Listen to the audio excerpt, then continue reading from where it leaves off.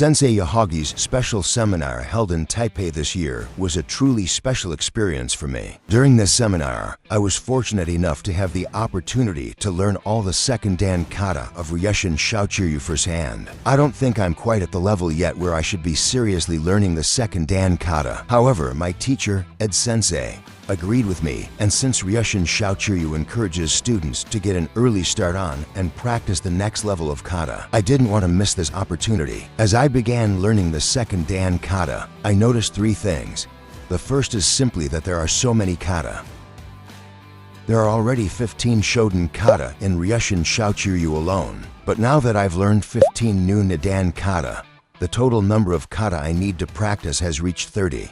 In fact, there are still many areas where my first Dan kata are lacking. There are numerous aspects that need improvement, and I must repeatedly correct both my posture and timing. But having learned 15 new kata all at once, I honestly felt a significant sense of pressure. Ultimately, there is only one solution. I have no choice but to train more. I must invest more time, repeat the movements more often, and keep practicing until they are completely ingrained in my body. Fortunately, I had been training in kenjutsu for a long time before joining Ryushin Shouchi Ryu, so I'm fairly accustomed to handling a katana. That's why I told myself I could definitely do it.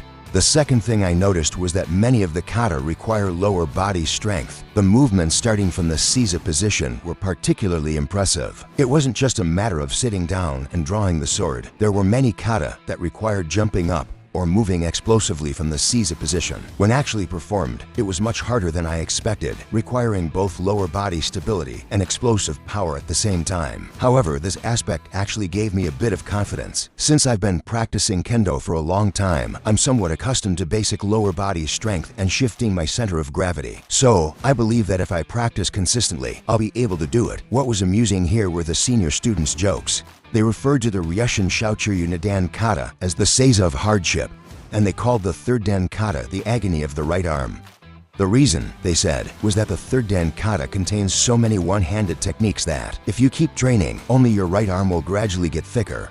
Hearing those jokes gave me a glimpse of just how arduous the training ahead would be, but at the same time, it also sparked a sense of anticipation. The third thing that struck me the most was the sophistication of the techniques. The Nidan kata were designed to simulate situations that were more diverse and complex than those in the Shoden kata. Even in the briefest of moments, one must maintain precise posture and angles and respond to more imaginary opponents, various weapons, and unpredictable situations.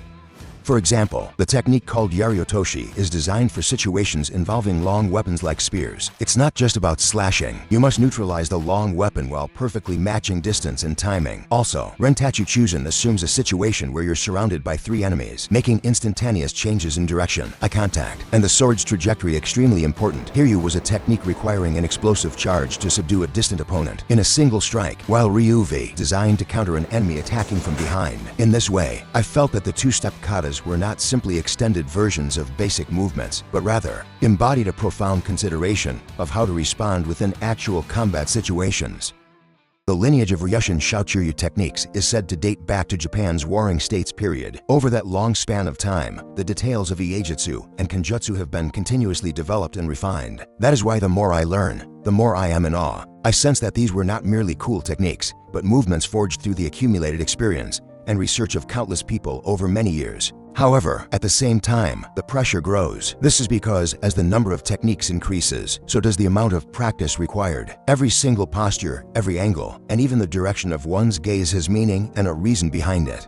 Consequently, the deeper I delve into the art, the more I realize just how challenging the world of kenjutsu truly is. Ryushin Shouchi Ryu is not a Ryuha that simply swings the sword with brute force. It places great importance on constantly refining the inyo movements that utilize the entire body, and on using those movements to imbue the katana with even greater power. I feel that the core of this Ryuha lies in developing movements that allow one to practice kenjutsu without strain, even as one ages and muscle strength declines. Through this seminar, as I learned new techniques, I realized once again that principles are more important than flashy techniques. Moving forward, I intend to redouble my training efforts to improve my fundamentals and the quality of my Shoden kata while also consistently practicing the Nidan kata I've newly acquired. And the next time I meet Sensei Yagi, I will strive to show him even better movements, having grown significantly since this time. Thank you.